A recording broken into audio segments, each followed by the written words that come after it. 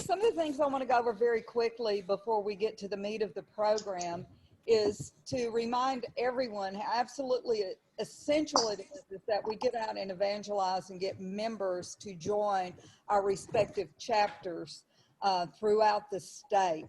And we need to be constantly working toward that end with our contacts, comrades, friends, fellow retirees throughout the state.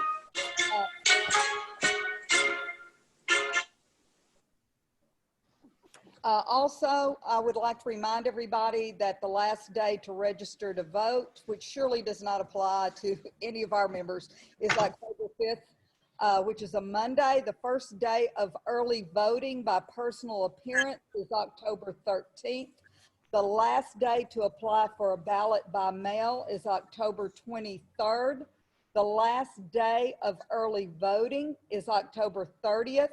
And the last day to receive a ballot by mail is November 3rd. One of the most important sessions is about to come up, and Tim is going to be telling us about this. And with COVID-19, we can expect some huge cuts in the state budget in areas across the board. Tim has been with TRTA since 2004. We have the largest retiree organization in the nation, which he has led effectiveness. He has been our advocate at the State House and continues to be, and he's going to be informing us of what we need to do to make a difference in this next session, what we need to know, and how we need to move forward. Tim? I almost called you, but welcome you. I didn't know if you wanted. Well, thank you very much for that introduction. I appreciate it. I hope you all are doing great. I'm going to turn my screen so that I can see only just a little bit. Getting set up for Zoom meetings can be a challenge. So a couple things that I'm gonna, and I really do appreciate that introduction. If you all are looking at the screen and you see me, if you look at the bottom left-hand corner, you will see a button that says mute. That's your microphone button. If you go ahead and push that button, I will make sure that we have breaks for questions. We're gonna have some fun, and that way, if you want to say something critical about what I'm talking about, you won't hurt my feelings by me overhearing it. I'm just kidding. As my staff knows, I don't have any feelings. So I work in the Texas legislative process. I can't afford to have feelings. So anyway, if you want to click on the mute button, that'll be great. Next to it is the one that says video, which I really do like to look at the audience. So you can keep that one on. And then as you go further over to the right, you'll see one that says participants. And then you'll see right in the very middle, it says chat. And I am going to go ahead and be the first person to use the chat box today. And this is probably my 12th or 15th Zoom local meeting. So we're getting to be a little bit better at these. What I would recommend is that you all use the chat box during the presentation and during this discussion. And that way we can keep a record of what questions come up. Instead of, we'll have a Q&A time at the end like always, but if you're thinking of something about what I'm talking about and you want to type it into the chat box, by all means, go right ahead and do that. So if you're looking at the chat screen, you will see a phone number. That is my cell phone number, 512-626-3268. So if you need me for something, you can feel free to reach out to me. I'll be happy to talk to you at any time. And I want to show you something on my phone, which is interesting. And this is always kind of a fun game. But if you want to get a hold of me, the first thing I would say is while you have my cell phone number, the worst way to probably get a hold of me is by calling. That cell phone number is best for texting. I've already been told today that my voicemail box is full. I cleaned it out last night. It's full already. But these are my counts. It's probably hard to see, but I have about 80,000, 85,000 emails and 1,052 text messages and a full inbox for my voicemail. So what does this mean? It means that I'm terrible at organization, and that it's a whole lot easier if you need me to text me. So I'd appreciate it if you keep that number handy. If you have someone that's a retiree and they need help, you can share that number all you want. It's not, it's not to an operator or not to a staff person. That is my cell phone. So if you need to get a hold of me, that's the best way to do it. The second thing that I would say is that I'm going to try not to type in the chat box anymore, because I have this, and I'll just, because it's funny, here's my keyboard. Doesn't it sound like one of those keyboards where you're at the airline and they're typing in who knows what, when all you're trying to do is see if you're, I mean, I don't know if they still do that. I haven't been on an airplane since who knows when. But who knows if we'll be using airplanes again in the future. But my guess is that someday this is all going to settle down. And when it does, the work that you are doing in your local to keep things moving will be the glue that holds the organization together.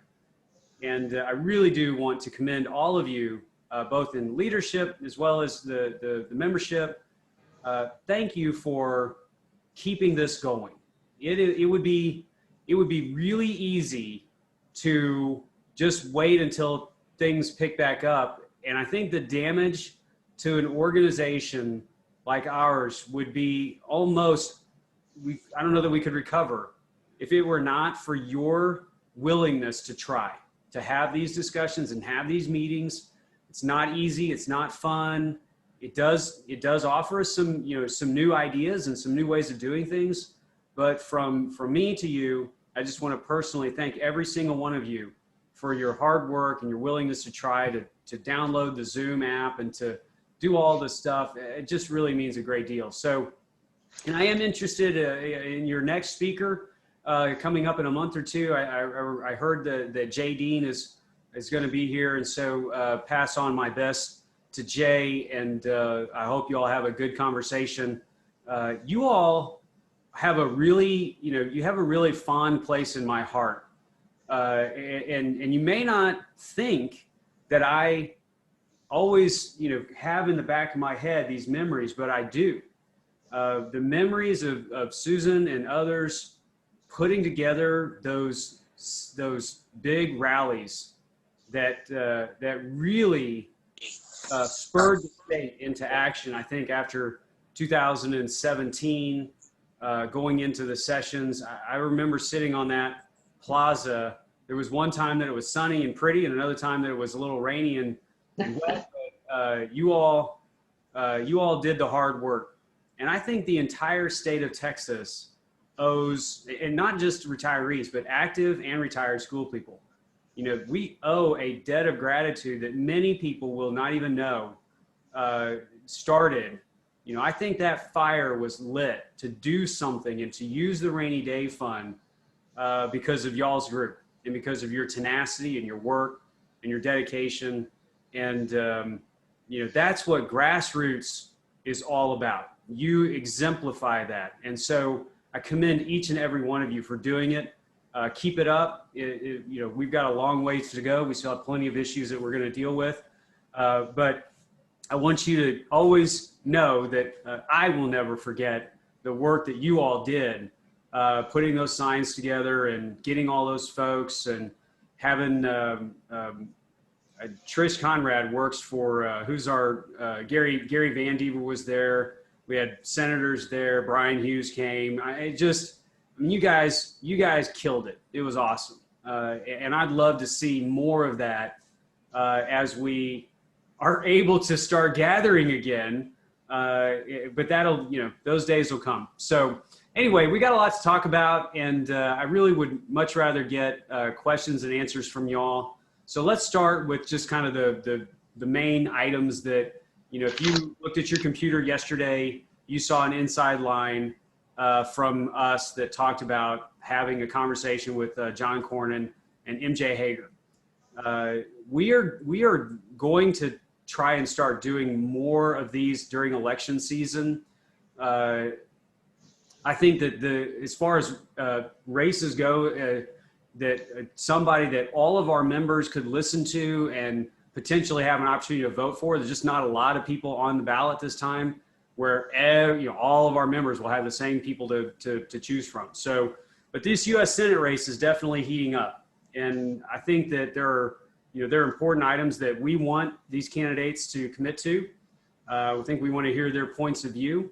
I am not a journalist. I am not a political commentator or a pundit. I'm just kind of like y'all. I'm just a person who wants to hold our elected officials accountable for the words and for their ideas. And so that's what we're going for. We want to hear what they have to say about the issues that matter most to our members. And I promise you the first questions that'll come out will be about the windfall elimination provision, government pension offset, ideas like mandatory Social Security, the big topics for our federal agenda. I have extended invitations to several of my friends here in Texas, as well as across the country, to ask for some input on questions that they might like to see us ask. This Texas position would be one of high influence in the in the federal legislative process, and so we're getting some suggestions from AARP. We're getting some suggestions from NRTA, from groups like the National Council on Teacher Retirement. All of those are fine. I've even got my friends at ATPE providing some questions, but we have far more important people that we want to get questions from, and that's our membership. And you are about to receive, and if I can do this while we're talking, you know what, y'all? Let's just do this together. How about that? So I'm going to send my approval on the next inside line right now.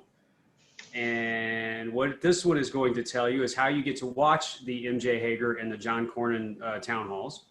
Yesterday, we didn't include it, not because we forgot, but because we were still doing some testing on the overall platform that we're going to use, which is both some website called YouTube and some other website called Facebook. Both of them are highly accessible. They're free to use. And if you don't have Facebook, you can always use YouTube. If you don't like either one of those, you can watch it on our website. And we are going to record it. But what I'm sending out right now is the directions on how to watch, and that you can still submit questions. So we probably have about 200 responses, maybe more, of people who got that yesterday and started submitting questions. So if you're there, if you've already submitted your question, great, we've got it. We're looking for it. We're putting them in categories. If you would like us to ask something, send it our way. I would also suggest that there are a lot of issues that seniors will want to know. For example, I'm really dealing with a question about rapid testing in nursing homes. The pandemic outbreak has hit our nursing home industry so hard, and I am, and not that it really, but in a former life, I'll just put it this way: in a former life, I worked on a grant where we wrote national standards that could be used for an ombudsman role for nursing home residents. So, and if you were living in a nursing home and you felt like your rights were being taken away and you feared retribution by that nursing home owner or operator, our program was designed to ensure that you were not hurt.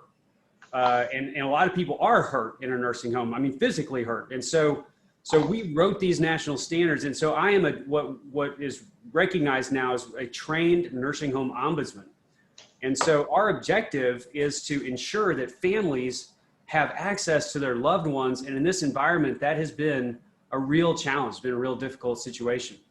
So I intend to ask maybe some questions about long-term care facilities and how we help retirees. And so anyway, if you have questions, send them our way. September 29th, I think it's 4:00 is the time. And some people have said, well, October 3rd is a Saturday. Yep, it's a Saturday. And it's the only day that we really could get the amount of time that we'd want to get with candidate Hager. The calendars are full, and I get it's the last month of campaigning. So again, if you can't watch it on a Saturday, we're going to record it. Now, other people have said, well, September 29th, that's the WWF smackdown between Donald Trump and Joe Biden. I mean, Yep, that's going to be the big show that night, but that's not until like 7 or 8 o'clock at night or something. So our event's at 4 o'clock. It's going to go for about 45 minutes. You'll have lots of time that you can still watch everybody talk about consumer level politics, or at least, what I call consumer politics in this country. So anyway, that's kind of the big news. And I'm going to take a little break here, and just remember, if you have questions about any of that, you can put it in the chat box, and we'll keep an eye on it. So let me talk about the coming legislative agenda. Susan did a great job of setting that up. I really think that the pressure will be on. Our legislative agenda is out for people to read. They can see what our priorities are. Our legislative committee put those priorities together based on what our members were talking about. And so number one on that priority list is to make sure that the legislature actually funds Senate Bill 12. So if you recall last session, we got a supplemental payment. It was paid for out of the rainy day fund. As part of that supplemental payment came a funding plan that required certain school districts to pay more. It required active teachers to pay a little bit more, and it required the state legislature to pay a whole lot more based on what they were already paying. And so those items, those contribution levels were all paid for out of the rainy day fund. So when we get there this next time, the legislature will have to actually use real general revenue dollars to make their contributions, their new level of contribution to TRS. The other twist of that is that funding plan was so well crafted and so well designed that it didn't keep those funding levels at a low level. Those funding levels for the legislature are ramping up. And so we need to see the legislature fully commit to not only the money they promised us last time based on the new funding plan, but the funding plan goes up a little bit in contribution level. So they've got to fund all of what we made last time, plus the new amount that they have committed to by this state provision. The good news is that I've talked to the budget writers, and I don't seem to get this sense that they're hoping to cut TRS pension funding. I think the legislature has recognized the value of protecting y'all's pension benefits. Many of them would like to do a raise. Now, there are some that don't. I'll tell you right now, there are some members in the legislature that look at you and say, we don't owe you anything else. And as a matter of fact, we think that you're getting too much now. And they may not tell you that. Well, some of them would flat out tell you that to your face. But then others would say, man, I just don't know that we need to deal with that. Now, I don't know exactly where somebody like a Senator Bob Hall would sit on something like this. But if you go back and listen to his comments that he made on the Senate floor during the debate on Senate Bill 12, he said he supported the idea of funding it properly, but he also supported the idea of potentially changing our retirement plan from what it is today to something else, maybe not for current retirees, but for future retirees. So you get this swath of people who have different reactions. I think, and so do you, that Texas has made a promise. We've made a promise to our educators that we will partner with them on their retirement, just like everybody else has, Social Security. And since most educators don't have Social Security, this is their Social Security program. I mean, that is their teacher pension benefit. So if Texas is going to make a promise, they need to live up to that promise. And I think that a lot of elected officials get it. Texas TRS has done pretty good. They've done really well, I think, over the last several decades in trying to manage the funds. But many of you read the newspaper articles that came out in the midsummer that criticized TRS and their investment performance. I got a bunch of emails on that, and the only thing I can tell you is that the guy who wrote that article was, some right, and some was his own opinion. I would say, and I think there's reason to, it's not whether or not I like TRS or don't like TRS. I love TRS. I'm probably TRS's biggest advocate and fan. I do believe that their overall investment costs have gone too high. I think that the example of the TRS Indeed Tower office space issue is an example of how TRS has gone a little further out there in the realm of what they expect and what their investment performance costs may actually be. It feels a lot like a boutique investment approach. We don't care about boutiques. We care about the most money for the least amount of financial commitment, so that retirees can enjoy getting a new whatever, getting a raise. As much as I love the state employees that work at TRS, and I do, I don't know that any of them need 100,000 square feet of the finest downtown office space available. I just, why should retirees pay for that when I've paid, our foundation has written checks for people whose floors are uneven, that water comes in and animals get into their homes because they can't afford to fix their floors in their home. So again, I just don't see the reason that TRS should have the finest office building space in downtown Austin. So that issue is still percolating. It's still out there. And our objective is to make sure that TRS gets the very best investments, that their employees are taken care of, that they're treated correctly in a professional way, but that the costs of the investments are under control. And so I think from that Dallas Morning News article by Scott Burns early in July, I think that article was written, there were a lot of things in it that were right. And so, we would say, we believe in that. There are some other things that are not. And I'll just tell you that Scott really only took into account U.S. equities, U.S. investments. TRS is a global investment player. So, he opened himself up to some criticism when he said, well, you're comparing the entirety of the TRS portfolio only on its U.S. Stock market returns, whereas as a global investor, they've got money everywhere, and they're doing, some places they're doing well and other places they're not. And so anyway, those are the markets, and we're keeping an eye on that. So funding, clearly the biggest issue. TRS will be actuarially sound, I believe. They will not get a 7.25% investment return. They will only get about 7 based on the report that we heard last week.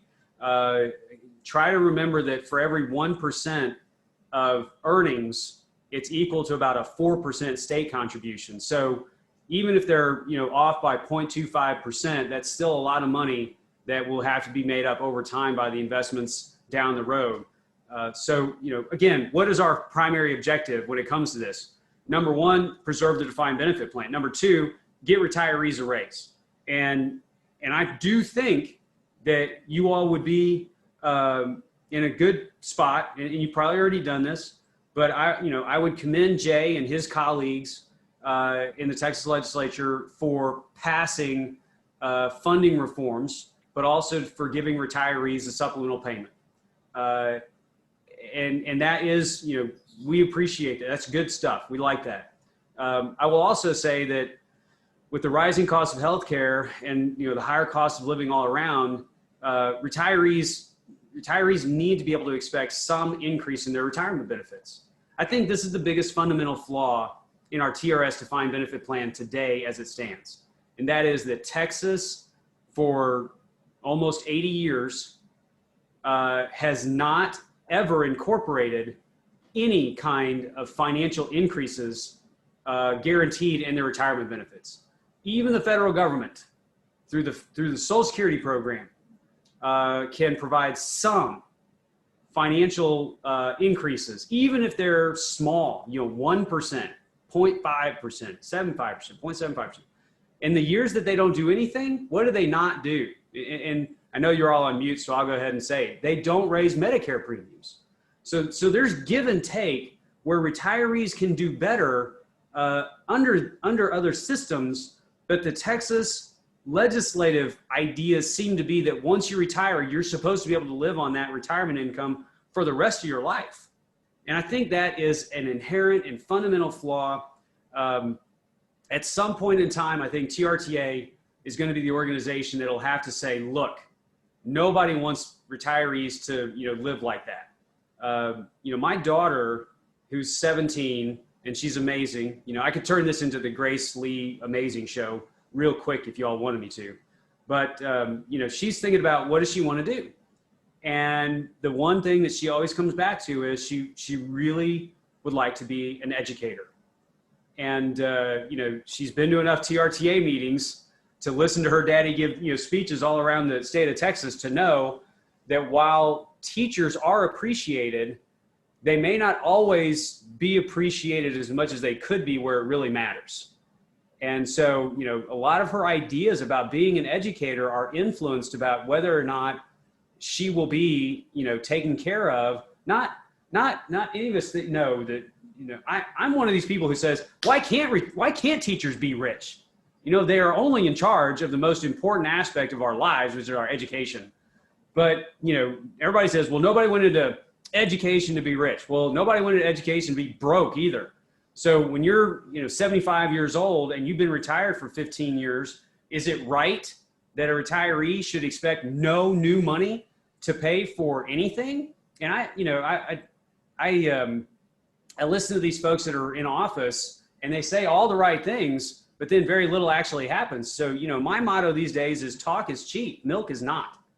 And so, you know, we need to start addressing the idea that retirees should be able to live on their retirement benefits. And if you go decades without giving any more new money, then, you know, you're in a position where you can't make that happen. Now, the alternative is to look at something like healthcare. And I have a friend of mine who's in the Texas legislature who says, look, Tim, I would far rather give retirees free healthcare for the rest of their lives than try to mess around with the TRS system. Now, that's his opinion, but it is at least an opinion where he is recognizing that healthcare is expensive. And he, as a soon-to-be retired elected official, will not pay anything for his healthcare. And his spouse will have a healthcare that is subsidized at 50%. So when if you start reducing cost, well, then the dollars can go further. So anyway, healthcare is going to be on our list. We're going to be talking about it. Far different than any other time in the last decade that we've talked about TRS care. And I'll just tell you that, you know, time is running short. So let me just say that the big deal with healthcare is there's a $3 billion surplus in the healthcare fund. Now, I remember standing on that plaza talking about healthcare. You know, save TRS care. You know, keep it affordable, keep it accessible. We had the buttons on, and we saved TRS care at the great expense and cost to the members to pay more out of pocket. And now we've gone from having this huge shortfall to having a $3+ billion surplus in the healthcare fund. And so my question is, you know, what will the money be used for? Will it be used to help lower the cost of healthcare for our retirees? I'm telling you, that male person shows up at my house the same time every day, and that dog does the same thing every day. He starts barking. So y'all, we're just gonna have to listen to that dog bark for a second. Anyway, you know, healthcare is gonna be a big deal, and it's gonna be a big deal because it's very expensive to y'all, and apparently TRS has managed this fund in such a way that they've got a big, healthy surplus. There's a lot of speculation about how long that's gonna last and, you know, yada, yada, yada. But the bottom line is this: when we ended the last legislative session, there was a $600 million shortfall expected in TRS care. That's bad. And since the time that we've been gone until the time that the next one starts, we've had a $3.6 billion swing the other way. So you had to make up for the $600 million hole that we were in to find out that now we have an extra $3 billion in the bank. And I just know far too many, 41,000 people left TRS care. Thousands and thousands of spouses are paying through the nose for a Medicare Advantage plan in TRS care that is not as good a value as something that, you know, as one of our spouses could purchase in the individual market, but they stay with TRS care because they want to have the access to the healthcare plan that their spouse earned access to during their working teaching career. So, you know, those costs are too high. That's kind of in my opinion, this is a Tim Lee opinion only. If we have a $3 billion surplus in your healthcare fund, y'all are paying too much for your healthcare. So, but TRS hasn't been talking about it that way. They've been really talking about it as what a great thing for us to have a surplus. And maybe one of the things that you all need to talk to Jay Dean about when he's here at the meeting next month would be, how can the legislature work with TRS to still manage a surplus, but not to have such a huge surplus that retirees are still having such high healthcare costs. And if we do believe that the shortfall is only short term, will the legislature try to not fund TRS care this coming legislative session? Because the surplus is going to be spent. Let's all agree that healthcare surpluses get spent. So they're either going to be spent on y'all by making your benefits better or lowering your costs. They're going to be spent on the doctors and hospital networks taking more money from TRS care. Or they're going to be spent by making up for whatever the legislature does not fund in the next budget cycle for TRS care. So those are all parts of this equation that I think that we can keep an eye on. And Jay is, he's a smart guy. He's been following this stuff for a long time. And he's somebody that I really enjoy talking to. So, let's get his opinion on how do we manage that. My guess is that many elected officials don't even know yet that TRS care has a surplus. So, we can engage with him on that discussion. Anyway, that's going to be another big issue for us in the session. Finally, I would say the most immediate impact issue stuff that we're going to deal with in this session, I think, is going to be the what's called the sunset report, or the TRS sunset report. So as you all know, every agency goes through a process where sunset starts to kick in, and we evaluate the agency's need and what they do and how they do it for the state of Texas. And so TRS is in that process. Obviously, TRS is a constitutional requirement, so TRS isn't going anywhere. But they could make a lot of changes. And the one finding that sort of led the pack of all of the findings that the Sunset Commission had after about a year and a half worth of study is that TRS as an agency is not member friendly. So we love the agency. We really like the people who work there, but for some reason or the other, not TRTA, not Oil Patch Local, not our districts, not a state entity that is required to look at other state entities about how they do their job. Their top finding was that TRS is not friendly to retired teachers. So that's a big deal. A lot of that stems from how people were handled during the healthcare debacle in 2017 and what that change represented. A lot of it stems from the work after retirement discussion. There's a lot of reasons. There are a lot of reasons for it. And our objective is to work with the legislative process to make sure that TRS is a friendly agency. TRS, I picked on them some, but I would say that they accepted those report findings and said, yeah, we can do better. Let's do better. So they're not running away from it. They're not complaining about it, but they will need our help to help to chart a better course for how they can treat retirees in a more friendly fashion and take into account their needs and expectations. So that's sort of the legislative overview. I see there's a lot of activity there in the chat box. So I'm going to take a quick peek at that. I see that Brock Gregg has joined us as well. So I welcome Brock. And then I'm going to take a few questions. So if you've got a question that's not in the chat box, feel free. All right. If anybody's got a question, go ahead and shout it out.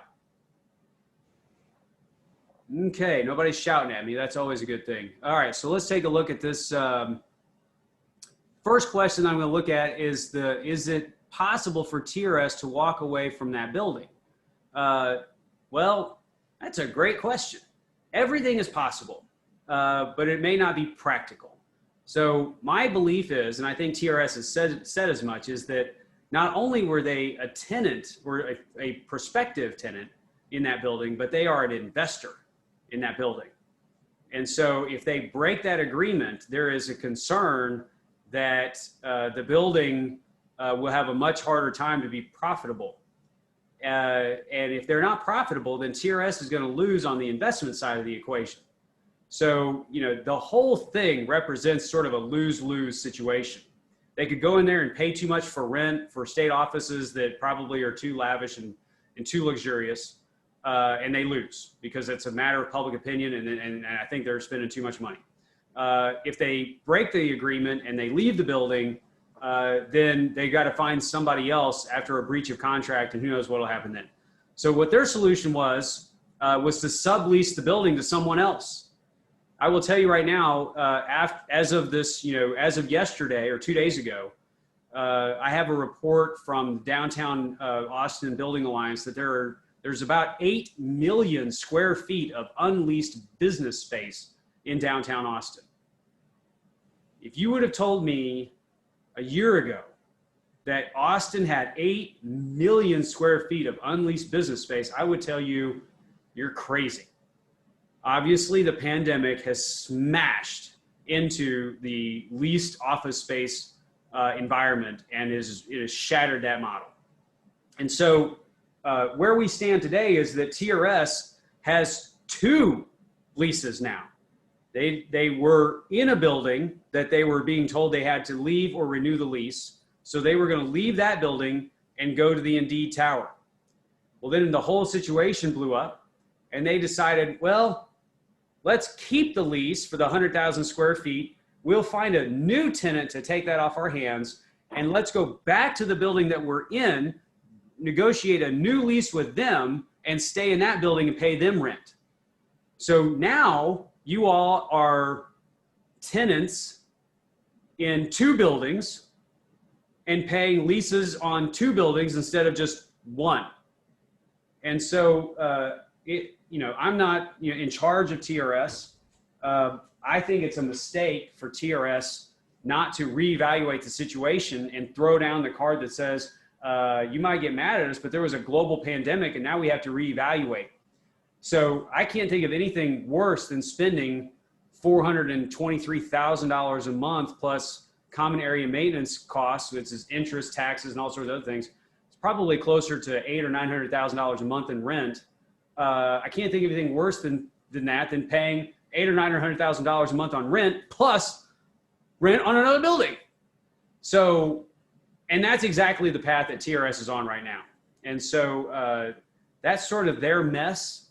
I would love to find ways to help them get out of it, but they're the ones that are ultimately making decisions on it. And we're working with elected officials so that they know what's going on. There was an article written last week by Bob Seckler. It was on our Facebook page. Bob has kind of been bird dogging this thing from the Austin American Statesman.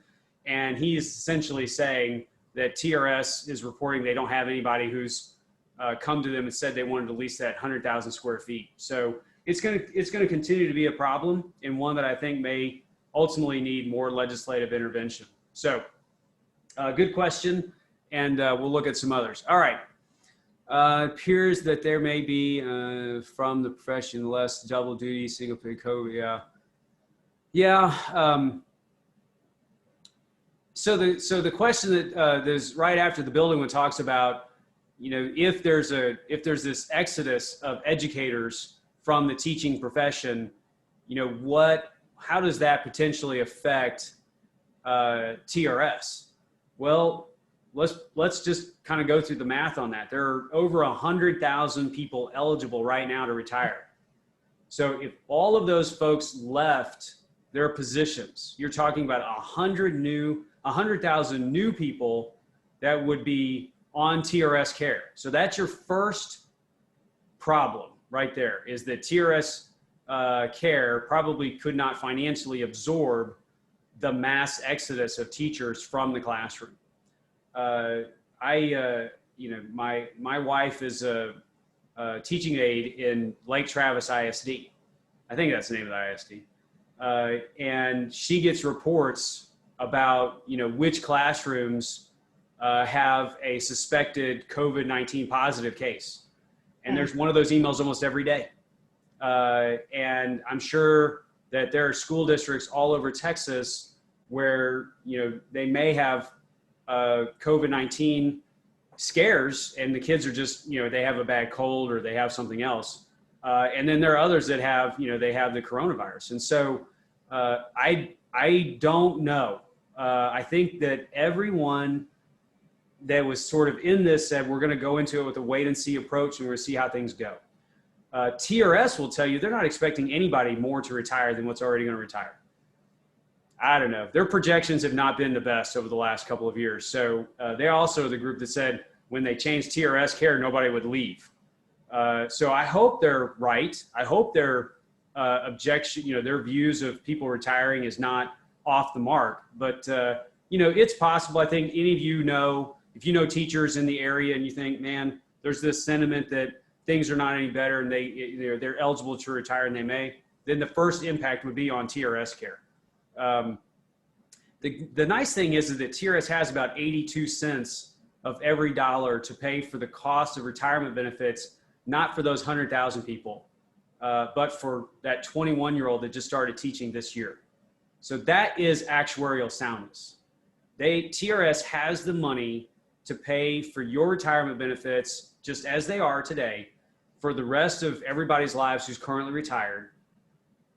And they've got 82 cents of every dollar they need to pay for retirement benefits for that 21-year-old who just started teaching. That is why that funding plan is so important, because we can manage ups and downs and massive retirement shifts if the plan is funded properly. And right now, things are pretty good, but there are always consequences when you have major changes. My first concern would be healthcare. And that would be if a whole bunch of people decided to retire. All right. So Jay, in September referred to a net shortfall of over $7 billion. He did not reference any of TRS surplus. Okay. So a great question, Becky. The comment about how much of the shortfall exists is the overall budget shortfall that Texas may have when they come back and they say, okay, let's pay for all the things that we need to pay for, education and healthcare and public safety and all that stuff that goes into a budget. So how much less do we have this time to spend than we did last time? And I think what he's saying is that projections are they're going to have $7 billion less to spend on all of those things than what they did the last time around. The TRS surplus in their healthcare fund has been a closely guarded, open secret. I don't know that it's been publicized a whole lot. And part of that is because the concern will be that if the legislature hears that there's something in a bureaucratic agency that has a surplus and it's getting funding from the budget, it's not going to get budgeted funding when you've got a $7 billion shortfall everywhere else in the budget. So that's sort of the expectation. And I think that's why TRS is saying, hey, don't go out promoting that we've got this surplus. That's all well and good, but I deal with reality. And if it's there, people are going to know about it. My issue is, what is TRS going to do with the money? Are they simply going to let the legislature say, we don't need funding this time, so don't worry about it? Or are they going to say, hey, look, we should help our retirees by lowering their deductibles? So those are all things that could come about in the session on TRS care. And then how do we need to move forward with Brian Hughes? So I think, that's a really great question. And Susan, I'm sure it was you who asked that question. If you all don't know, your Senator, Brian Hughes, is now chair of the committee that deals with TRS issues. And so it's called the State Affairs Committee. That committee was formerly chaired by a person from Houston, and her name is Joan Huffman. Joan and TRTA had a little bit of a rocky start to begin with, but over time, we really developed, a good working relationship, a good partnership. Brian and I, politics aside, policy views aside, all that stuff. If you just take him as an individual and me as an individual, I don't have any problem telling anybody that for 15 years, I've developed a friendship with Brian. So that being said, does TRTA endorse? Well, I have friends who are Democrats, Republicans. I have a lot of friends in the legislature. It doesn't mean that I endorse everything that they do. And I'm not asking you to do that based on whether or not I'm friends with people.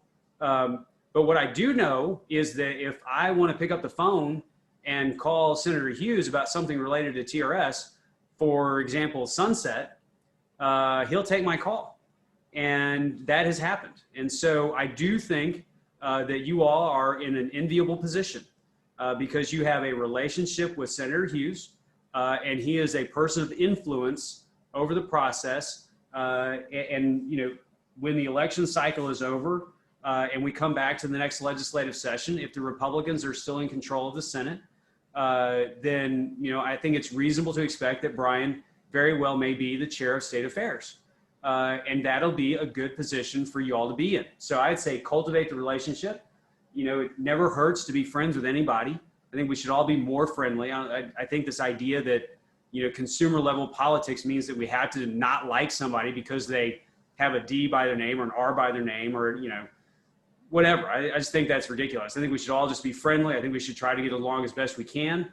Vote for whomever you think is the right person for the job. And then when the voting is over, work with whoever has it. So, you know, use that influence that you have to work with Brian and help all TRS retirees. I think it's a good position for you guys. And I look forward to working with him if he's, you know, in that position next regular session. So other questions? Any follow-ups on anything that I've said? Because I have exhausted my time. And I was going to tell you about our new foundation program, but I'm not going to because I think that I've talked way too long already.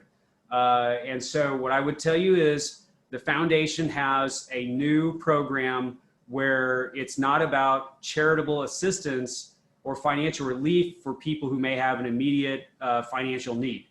Our program is called the TRTF Tutoring Initiative. And so if you're a retiree and you had some extra income by substitute teaching, but you don't necessarily want to go back to a school and substitute teach anymore, we're putting together the state's largest, probably the only, but the state's largest coalition of retired educators and a professional tutoring group that has agreed to exclusively partner with us so that you can become a tutor and you will be able to work with students online and get paid. And so we're projecting that, you know, depending on the way this works, it's anywhere between $25 to $40 an hour, maybe more, depending on what the subject matter is. And you can have all the kids that you want. You don't have to do it if you don't want to. But it is something that our charitable arm, the TRTF, is running. And some of you may already be tutoring. And I talked to a San Antonio group last week, and a person called me and said, hey, I'm a tutor for another company, and they take 25% of whatever I make as a tutor. And I said, man, that's terrible. Our group will take $2 for every hour. So if you're, you know, getting paid $40,